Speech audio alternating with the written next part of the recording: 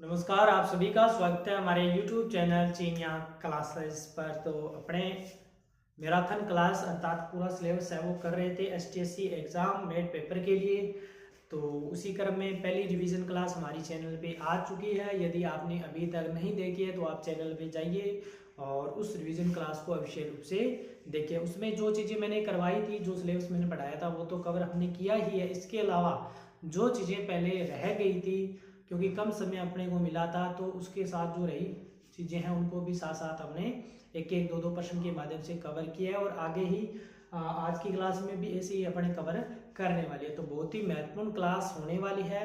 अगले 2 दिन तक तो हमसे कंटिन्यू जुड़े रहें, चैनल को सब्सक्राइब कर लें और कम से कम सभी विद्यार्थी वीडियो को एक एक बार अवश्य रूप से शेयर कर दें। जो प्रश्न मैं आपको कुछ क्लास के बीच में पूछता हूँ उसका आंसर आप अवश्य रूप से करें, उसको हल करें, उसको आंसर करने की कोशिश करें। और इसके अलावा वीडियो को पूरा देखें, क्योंकि इसमें मुझे पता चलता रहता है कि इसकी जो CTR है वो डाउन रहती है। इसका मतलब ये है कि वीडियो बच्चे शुरू तो करते हैं लेकिन उसको पूरा ख़त्म नहीं करते हैं। तो ये मेहनत आपके लिए की जा रही है। अगर आप पूरा नहीं देखोगे तो मैं आपको छोटी छोटी वीडियो उपलब्ध कराने लग जाऊंगा। तो इसका मतलब आप वीडियो को पूरा देखें और जो भी चीज़ें मैं करवा रहा हूँ शुरू से अंत तक आप पूरा देखें, पूरा समझें, प्रश्नों को करें, एक बार साथ साथ करें, उसके बाद एक क्लास को बंद करें, उसको नोट करें और फिर से दोबारा करने की कोशिश करें, ताकि हर कॉन्सेप्ट, हर चीज़, हर फॉर्मूला आपको अच्छे से तैयार हो सके। तो क्लास शुरू करते हैं। लगभग 60% सिलेबस कल की क्लास में अपने कवर कर लिया था, बाकी आज की क्लास में कवर अपने कर लेंगे। तो एक अपने चैप्टर किया था मैथमेटिकल ऑपरेशन यानी कि गणितीय संक्रियाएं, जिसके अंदर बोर्ड मास का रूल मैंने आपको करवाया था। ये उसी प्रकार का प्रश्न है। समीकरण को संतुलित करते हुए चिन्हों को सही व्यवस्थित करें, यानी कि ये आपको स्टार स्टार दे रखे हैं ना, यहाँ पे A B C D 4 option है। इनमें से कोई भी एक ही ऑप्शन के चिन्ह को अपने सही रूप से व्यवस्थित करना है और उत्तर है वो बराबर निकालना है। यानी कि इस चीज के अंदर चिन्ह रखेंगे और इसके अंदर, तो दोनों चीज बराबर आनी चाहिए। और कौन से चिन्ह है इसके अंदर, तो ये थोड़ा सा हार्ड हो जाता है, लेकिन अगर आप इसको सही ढंग से करते हो तो आपके लिए आसान हो जाता है। जैसे मैं यहाँ से चेक करता हूँ, यहाँ पे तो और कोई ऑप्शन नहीं। अगर भागवाड़ा होता तो वैसे वहां से चेक करते, लेकिन यहाँ पे तो और कोई ऑप्शन नहीं, तो सारे एक जैसे हैं तो सबको चेक करना पड़ेगा। तो या तो आप इधर से चेक कर लेंगे या इधर से चेक कर लेंगे, लेकिन मेरा जो ओपिनियन है वो आप यही करें कि आप हमेशा बैक साइड से, पीछे से जो लास्ट ऑप्शन है वहां से चेक करें। तो मैं इसको ध्यान रखता हूँ 12 गुणा, यानी कि मैं इसको रखता हूँ 12 स्टार की जगह, और यहाँ पे आएगा 3 और दूसरी की जगह आएगा 4, फिर बराबर 6 आएगा आपका, 6 के बाद गुणा, फिर 8, फिर प्लस 8। ये मैंने चेक किया, ये मैंने स्टार की जगह ये चिन्ह दिया। इसको हल कीजिए। तो 12 24, 12 के 36, 36 माइनस 4 के कितने बच गए, यहाँ पे बच गए 32। इधर कितने बच रहे हैं 8 से 48, 48 प्लस 8 करेंगे तो ये तो यानी कि 48 प्लस 8 हो जाएंगे 56। तो ये क्या बराबर होते हैं, नहीं नॉट इक्वल होते हैं ना, इसका मतलब ये तो नहीं होगा। इसको चेक करते हैं, इसको ये चेक करने ही पड़ेंगे आपको एग्जाम में ये। अब इसको चेक करते हैं, 12 गुणा 3 प्लस 4 बराबर 6 गुणा 8 माइनस 8।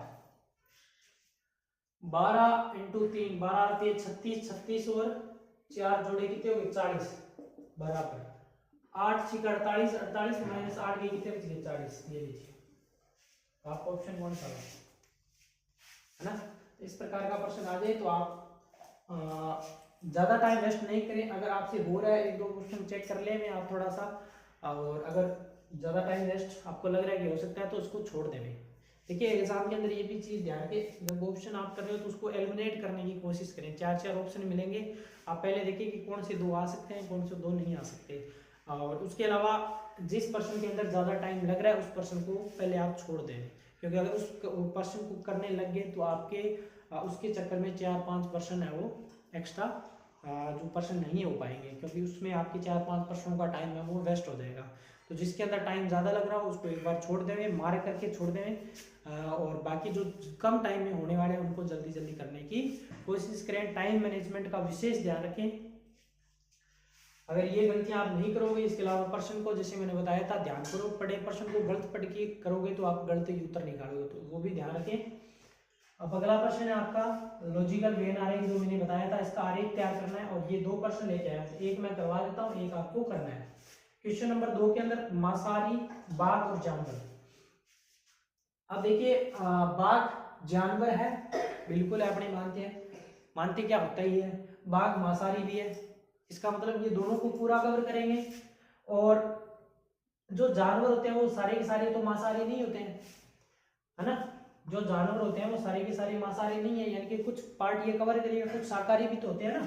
तो इसका मतलब ये चित्र कैसे बनेगा, इसका चित्र ऐसे बनेगा, ऐसे ऐसे, यानी कि यहाँ पे मैं लिख देता हूं जानवर, ये जानवर को कवर करेगा, ये मांसाहारी को कवर करेगा, है ना। कुछ जानवर है वो मांसाहारी होते हैं, कुछ शाकाहारी भी होते हैं, और इसके बीच में ये पूरा का पूरा ये लिख देता हूं मैं बाघ। अब इसका तात्पर्य क्या हुआ सर, इसका तात्पर्य ये हुआ कि सारे के सारे बाघ है वो जानवर होते हैं, बिल्कुल ये जानवर के अंदर पूरा ही आ गया ना, तो सारे बाघ है वो जानवर होते हैं, बिल्कुल होते हैं, और सारे के सारे बाघ होते हैं वो मांसाहारी होते हैं। इसका मतलब मांसाहारी के अंदर पूरा बाघ आ गया और जानवर के अंदर भी पूरा बाघ आया, और एक दूसरे के, एक मांसाहारी और जानवर भी एक दूसरे का थोड़ा पार्ट कट कर रहे हैं, इसका मतलब सारे जानवर मांसाहारी नहीं होते, कुछ शाकाहारी भी होते हैं, तो इसका सही चित्र ये बनेगा। इसका विशेष ध्यान रखने, ये प्रश्न आपको करना है और इसका उत्तर मुझे बताना है। अगला प्रश्न ये डाइस वाला जो मैंने आपको बताया था, यहाँ पे ये पासा ओपन पासा दिया हुआ है, ये ओपन पासा ध्यान रखें, जब इस प्रकार का पासा, इसको आप ओपन पासा बोलोगे, खुला हुआ पासा। अब खुले हुए पासे में जो बताया कि जो साइड में दी रखी है वो एक दूसरे के अपोजिट होता है, यानी कि 5 के अपोजिट क्या है, 1। उसने पूछा है कि 5 के तल में कौन सा अंक है, तो आपका उत्तर यहाँ से आ गया, उत्तर आपका 1। 5 के अपोजिट 1, 5 वाले तल कभी भी एक दूसरे के अपोजिट नहीं होते, एक छोड़ के होता है, तो 3, 4 के अपोजिट 6 और 3 के अपोजिट 2, है ना। साइड में जो बाहर निकले होते हैं वो तो एक दूसरे के अपोजिट होते ही हैं, जो पास में वो कभी भी अपोजिट नहीं होते हैं। एक छोड़ के 4, 3 को छोड़ दिया 6, 4 और 6 अपोजिट, 3 और 2 अपोजिट। अब जो भी आपका प्रश्न पूछ रहा है, क्योंकि अपने को उसने इतना ही पूछा है, पूरे को हल नहीं करना, जो जितना पूछ रहा है अपने को उतना ही करना है। जितना ज्यादा क्वेश्चन को सीमित करके आप करोगे उतना ज्यादा टाइम आपका कम लगेगा, उतनी ज्यादा आप आगे प्रश्न ज्यादा कर पाओगे, तो इस बात का विशेष ध्यान रखें। अगला प्रश्न ये हो गया क्वेश्चन नंबर 4, ये लीजिए, इसके अंदर आपको ये चित्र दे रखा है, एक तो वर्ग दे रखा है, ये रहा, ये प्रेजेंट कर रहा है खिलाड़ियों को, एक दे रखा है त्रिभुज, ये वाला, है ना, एक दे रखा है त्रिभुज ये वाला, और एक दे रखा है ये आयत, ये प्रेजेंट कर रहा है कलाकार। इसमें 2 प्रश्न अपने सीखे हैं, वो कितने भी कर सकता है एग्जाम में, वो 1 प्रश्न करेगा तो 1 नंबर का, 2 प्रश्न करेगा तो 2 नंबर का, 3 करेगा 3 नंबर का। कितने कलाकार खिलाड़ी हैं, कितने कलाकार है वो खिलाड़ी है, यानी कि वो कलाकार भी होने चाहिए और खिलाड़ी भी होने चाहिए, यानी कि इन दोनों की बात हो रही है, यानी कि वो, यानी कि वर्त और आयत। तो वर्त और आयत के अंदर कौन कौन से कवर हो रहे हैं, ये दोनों कवर हो रहे हैं, 22 और 3, यानी कि आपका उत्तर कितना होगा 25, है ना, 22 और 3, क्योंकि 8 तो नहीं ले सकते, 8 तो त्रिभुज के अंदर आ रहा है, और वो त्रिभुज वाले क्या है, डॉक्टर की बात नहीं की। कितने डॉक्टर कलाकार भी हैं और खिलाड़ी भी है, यानी कि कितने डॉक्टर, यानी कि वो कलाकार भी है, डॉक्टर भी है और खिलाड़ी, यानी कि तीनों का कॉमन। तो ये त्रिभुज के अंदर 3 आ रहा है, आयत के अंदर 3 आ रहा है, और इस वर्ग के अंदर भी 3 आ रहा है, तो आपका उत्तर क्या आ जाएगा। अब कुछ बच्चे बोल रहे थे कि सर बहुत सिंपल प्रश्न करवा रहे हो, ऐसा लेवल नहीं रहेगा। देखिए मेरा उद्देश्य केवल आपको प्रश्नों का हल करवाने का तरीका समझाना है ना, प्रश्नों को आप हल कैसे करें। टफ तो देखिए क्वेश्चन को कैसे टफ बनाया जा सकता है, टफ का मतलब ये नहीं है कि वो अलग मेथड से हल होगा, वो उनका मेथड तो समान ही रहेगा, उनको हल करने का तरीका समान ही रहेगा। वहाँ पे आप देखिए मैं इतना ये बोर्ड है, इस पर मैं करवा रहा हूँ, सब चीजें लिख रहा हूँ। अगर बड़े बड़े प्रश्न लेके आऊँ, उनको मैं लिखवाऊँ, तो आपको पता है एक ही प्रश्न एक बोर्ड में आएगा, और एक प्रश्न को करने में इतना बड़ा प्रश्न पूरा करेंगे तो आपको पता है टाइम ज्यादा लगेगा। तो इसलिए मैं छोटे छोटे प्रश्न उस टाइप के ले आता हूँ, ताकि आपको मेथड तो क्लियर हो जाए और बाकी प्रश्न कैसा भी आ जाए। अगर करने का तरीका, कैलकुलेशन वो सेम है, सीरीज सेम है, सब चीजें सेम है, बस प्रश्न बड़ा है तो क्या हुआ, क्योंकि आपको वहाँ पे जल्दी से पढ़ना है, वो चीज़ तो आपके साथ प्रिंट आउट होगी। यहाँ पे तो प्रिंट आउट नहीं है, सब लिखनी पड़ती है ना। तो अगर मैं लिख के लाऊंगा उतना बड़ा फिर टाइम लगेगा ज़्यादा, तो जितनी चीज़ अपने कवर करनी चाहते हैं उतना कवर नहीं कर पाओगे, है ना। क्योंकि अपने पास डिजिटल बोर्ड तो है नहीं, बोर्ड है, हाथ से लिखना पड़ता है। तो वो चीज़ आप समझें, है ना। लेवल आपके यहाँ भी सेट होना चाहिए, क्योंकि अगर तरीका आपको आता है तो बाकी चीज़ तो आपने भी पढ़ी है कुछ, तो आप भी अपनी तरफ से करोगे, है ना। तरीका आपको आता है तो थोड़ा आप भी दिमाग लगा के उसको आसानी से हल कर पाओगे, है ना। तो 4 नंबर क्वेश्चन मैंने करवा दिया, क्वेश्चन नंबर 5 भी करवा दिया, क्वेश्चन नंबर 6 ये गनवाड़ा में ले गया, है ना। गन और गनावाड़ा बोले सर ये बड़े आपने क्वेश्चन करवाया नहीं, तो बाई चांस अगर आ जाता है तो ये चीज मैं करवा देता हूँ। इसने बोला कि 512 घन के छोटे छोटे टुकड़ों को जोड़कर एक बड़ा घन बनाया जाता है, इस घन की भुजा क्या है। देखिए वहां पे दो फॉर्मूले आपको होते हैं, एक तो घन की भुजा ज्ञात करने का फॉर्मूला। अगर घन की भुजा बात करें जैसे ये दे रखा है, तो इसमें क्या करना है ना, घनमूल निकालना आपको, करने मतलब ये फॉर्मूला है, याद रखें। जो फॉर्मूले मैंने बताया ना, जैसे घड़ी वाला बताया था, है ना, तो वो चीजें याद करके जाने, एग्जाम में सीधी सीधी काम आएगी। तो इसका घनमूल निकालेंगे तो 512 किसका होता है, किसका होता है 8 का। तो आपका उत्तर क्या आएगा 8 सेंटीमीटर, है ना। जो घन की है वो भुजा हो जाएगी। एक वो ये पूछ लेगा घन के टुकड़ों की संख्या, तो वो आपको जो भुजा दे रखी है ना उसका क्यूब करना है। जैसे मैं बोल दूं कि 4 सेंटीमीटर के घन को 1-1 सेंटीमीटर के टुकड़ों में तोड़ा जाता है, तो 4, तो वो पूछेगा जो तोड़े गए घन है उसके टुकड़ों की संख्या बताओ, तो वहां पे 4 सेंटीमीटर है, तो 4 का क्यूब कर दो। 4 का क्यूब करेंगे तो कितना आएगा 64, तो घनों की संख्या क्या आएगी 64। तो ये दोनों फॉर्मूले यहाँ पर अच्छे से याद कर लेंगे। उम्मीद करता हूँ जो प्रश्न मैंने आपको यहाँ पे समझाए हैं सारे के सारे प्रश्न आपको बहुत अच्छे से क्लियर हो गए होंगे। एक प्रश्न मैंने आपको करने के लिए दिया है। अब देखते हैं अगले प्रश्न। वेनारेख से संबंधित ये प्रश्न है। कुछ पतंगे धागे हैं, कुछ धागे छड़ियां हैं, सभी छड़ियां छाते हैं। तो 3 आकृतियां अपने को बनानी है। मैं ऐसे करता हूं, यहाँ पे बना देता हूं ना, छोटे छोटे आकृतियां बना देता हूं। देखिए कुछ पतंगे धागे हैं, कुछ पतंगे, तो ये पतंग है ना, और कुछ पतंग धागे हैं, कुछ धागे छड़ियां हैं, कुछ धागे क्या है छड़ियां, सभी छड़ियां छाते हैं। तो सारी की सारी छड़ियां छाते हैं। ये नीचे चित्र बन गया। दोबारा देखिए, कुछ पतंगे धागे हैं, तो पतंग का कुछ पार्ट धागों में आएगा। उसने बोला कुछ धागे छड़ियां हैं, तो कुछ धागों का पार्ट है वो छड़ियां कवर करेगी। सभी छड़ियां छाते हैं, तो सारी की सारी छड़ियां है वो किसके अंदर आ जाएगी, छाते के अंदर आ जाएगी। ये आकृतियां इससे बना दी हमने।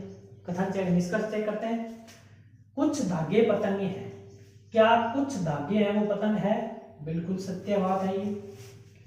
कुछ छाते धागे हैं, कुछ छाते धागे हैं, कुछ छाते धागे हैं, क्योंकि कुछ छड़ियां धागे हैं और छड़ियों को पूरा छाते कवर कर रहे हैं, इसका मतलब ये भी बात है सत्य है। तो यदि अलग अलग दे रखा हो कथन प्रथम सत्य, कथन द्वितीय सत्य, तो ये हो जाएगा। अगर एक साथ दे रखा हो कि प्रथम और द्वितीय कथन दोनों अनुसरण कथन का करने हैं, तो वो चीज आपकी सत्य हो जाएगी।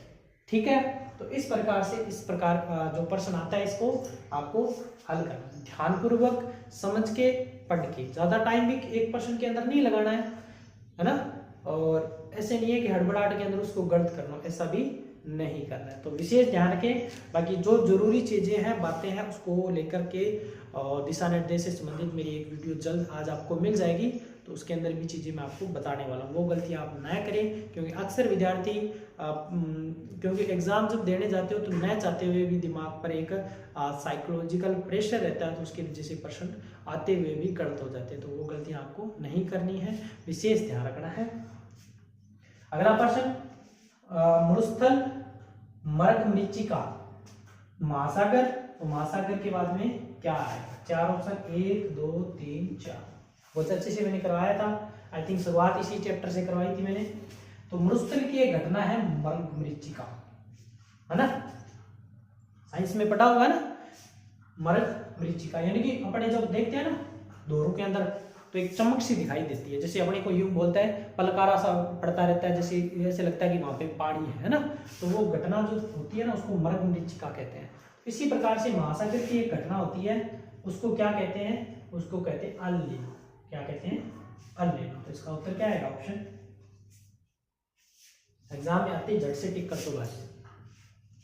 विद्युत धारा का मात्रक होता है एम्पियर, ये इसको मापने का कार्य करता है ना। साइंस से संबंधित क्वेश्चन है। तो जूल है वो किसका मात्रक होगा आपको बताना है। ये प्रश्न मैं आपके लिए लाया हूं स्पेशल बना के।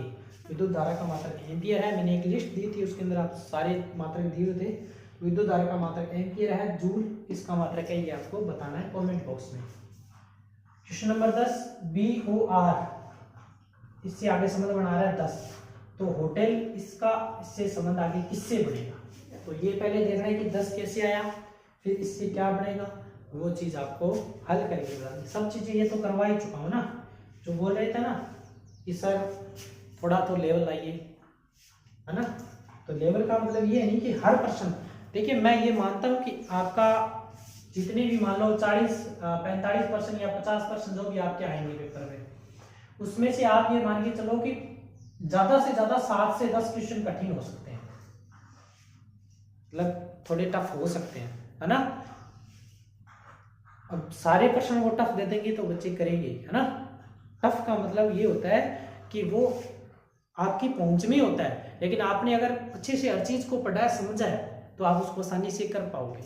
और जो बच्चा अच्छे से टाइम नहीं दे रहा था, नहीं तैयारी कर रहा था, उसके लिए सब कठिन हो जाएंगे। और जिसने अच्छी से मेहनत करी है वो भी, उसके लिए तो सारी आसान है, उसके लिए तो कुछ टफ होता ही नहीं, है ना।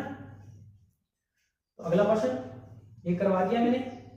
पित्तल, प्लेटिनम, जिंक और कांस्य, इनमें से विषम बताना है, इनके अलग बताना है कौन सा, है ना। जो अलग है वो बताना है, पित्तल, प्लेटिनम, जिंक और कांस्य। तो आई थिंक ये सब क्या है, धातु है। कांस्य क्या है, मिश्र धातु, है ना।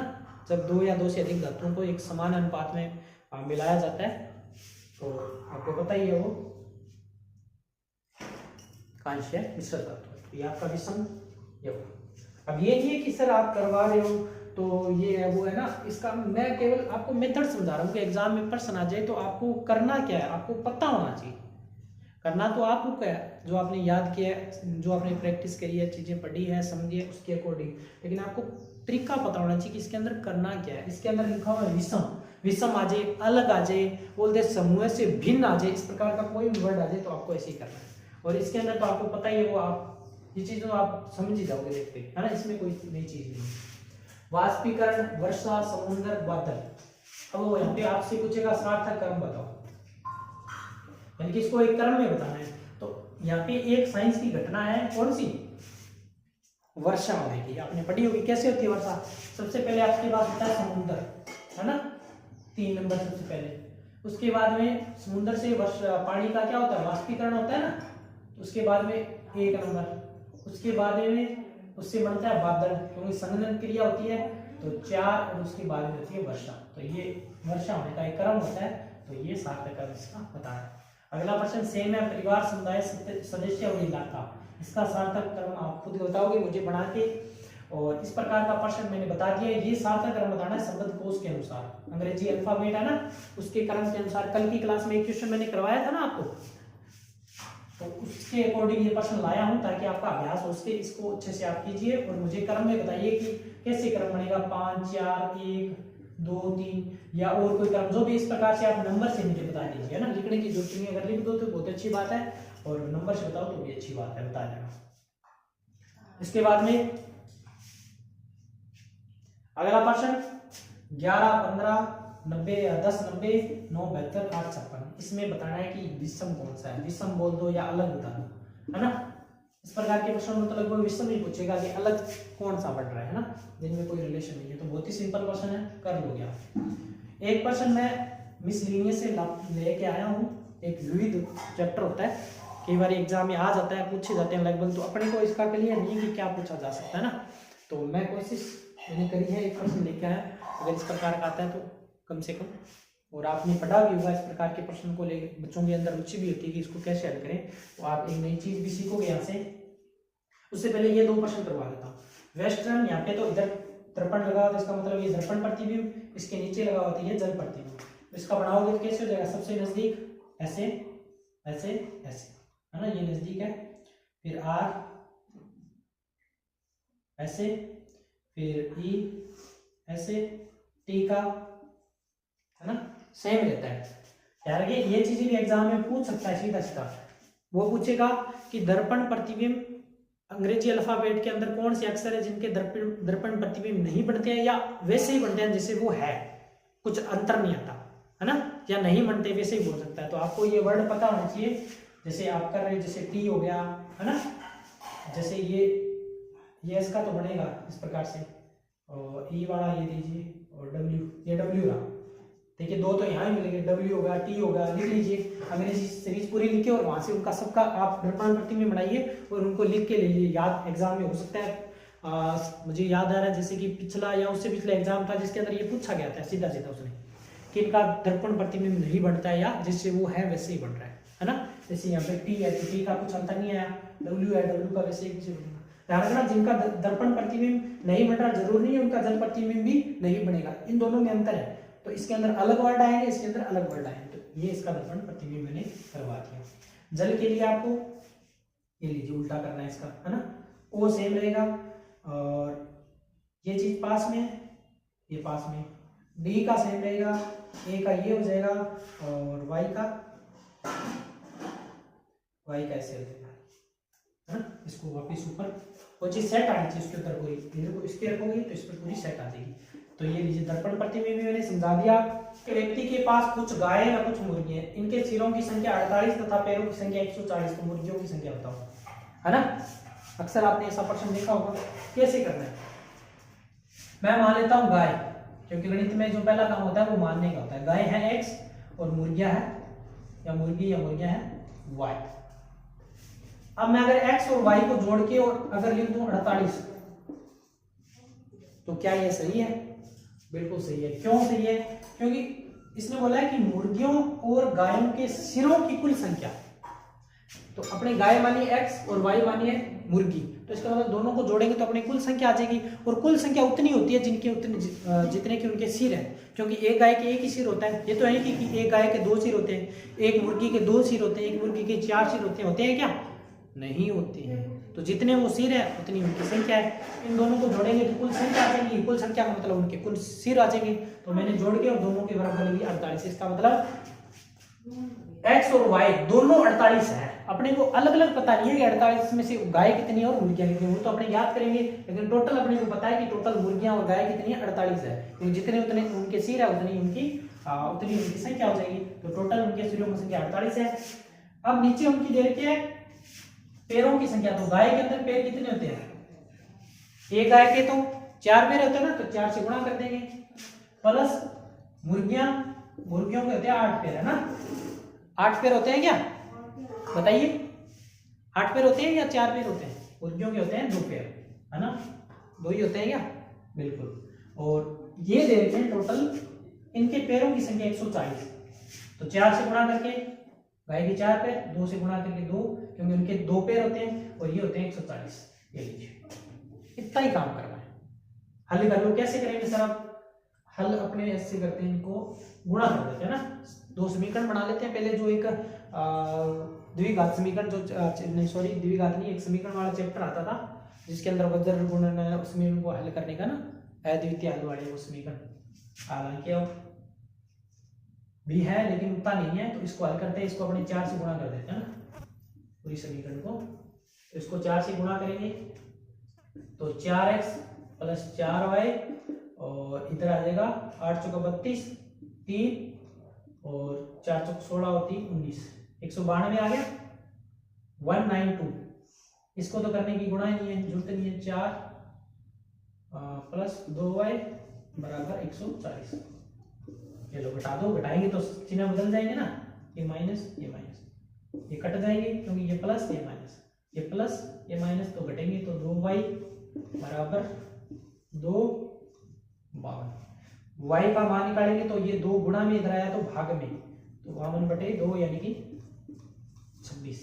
तो गाय पता चल गई ना, यहाँ पे टोटल अपने पास थी x और y, 48। टोटल तो अपने को पता है कि गाय और जो मुर्गी है वो 48 है, लेकिन अब अपने को पता चल गया कि वाई यानी कि मुर्गी कितनी है अपने पास 26। तो 48 में से 26 घटा दो, कितने बचेंगे? 2 और 2 22। तो गाय की संख्या कितनी है?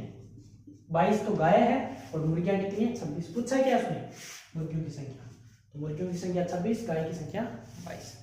तो ये थी मैराथन क्लास यानी कि रिवीजन क्लास का सेकेंड पार्ट, जिसके अंदर पूरा सिलेबस मैंने कवर करने की कोशिश करी है। जो चैप्टर रहे थे, जैसे कि दिशा परीक्षण वाला प्रश्न बच्चे पूछ रहे थे, घनघनाव वाला पूछ रहे थे, उसके भी मैंने फॉर्मूला बता दिए हैं। इसके अलावा जो घड़ी वाला, उसके भी फॉर्मूले मैंने बता दिए। इसके अलावा 1-2 बीच में चैप्टर और भी कवर किए हैं। तो उम्मीद करता हूँ मिसिंग नंबर हो गया ना, और भी जैसे 2 चैप्टर होते। उम्मीद करता हूँ हर चीज़ आपको बहुत अच्छे से क्लियर हुई है। वीडियो को अधिक से अधिक शेयर करें, वीडियो को देखें, बार बार देखें, क्योंकि बहुत ही महत्वपूर्ण चीज़ें मैंने करवाई है। अगर इतना आप कवर कर लोगे, सीख लोगे सारा का सारा, तो आपका एग्ज़ाम 100% बहुत अच्छा जाएगा। ठीक है ना? तो चैनल पर बने रहें, सब्सक्राइब करें, और मिलेंगे नई वीडियो में नई जानकारी के साथ।